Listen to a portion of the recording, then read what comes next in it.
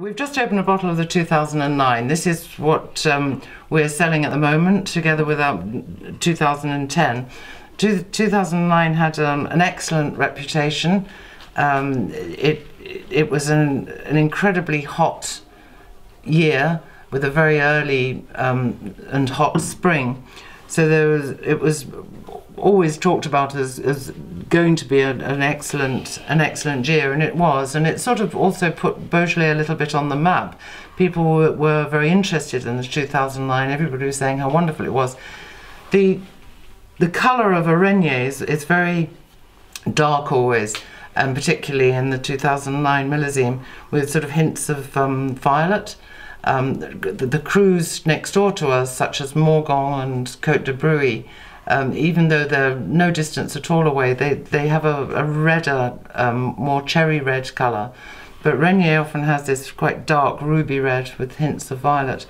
The nose of a wine is absolutely, first of all you look at the colour, and then the nose is terribly important, and I personally get a lot of pleasure from the complexity of the nose of our wine. And it's fruity, and it's particularly with 2009 more fruits like blackberries, which are a sort of slightly sweeter fruit, instead of the more usual black currants and raspberries and red currants. So there's this, when I first smelt the black currant, the blackberry in the wine, I was quite taken by it. It was really definitely blackberries. Also, there's a sort of a little bit of they call it végétal in French, a sort of a rather nice sort of undergrowth or leaves, or there's the tannins of the terroir come through as well. So there's a mixture of the fruit and the tannins and the vegetation. And then when you taste it, or swirl your glass around and you smell it again, and you get even more aromas, and then you taste it. Yeah, let's do that.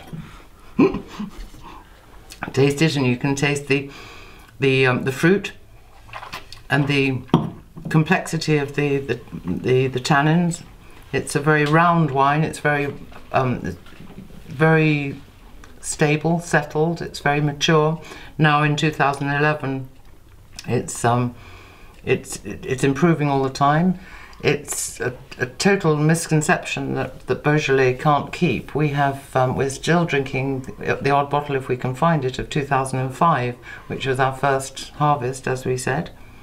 But the 2009 is proving it changes in the bottle. It's a living thing. It changes in the bottle. And sometimes we have a bottle in an evening and we just think it's particularly nice, and it may be dependent on what you're eating it with, or the temperature of it is very important. Beaujolais should be drunk cool, especially in the summer. We like it particularly quite cool. So it's it stays long on the palate. The flavours stay long on the palate, and that also is a sign of a good wine, where you don't just smell the fruit and then it disappears. The flavours, all the flavours stay long on the palate. And it goes with any food. This is what's so wonderful about it. It goes with spicy food. There is also in Beaujolais, and particularly this 2009 and the 2007, these hints of spice and pepper, which you don't get all the time, but when you do, it's quite surprising and quite enjoyable. Cheers.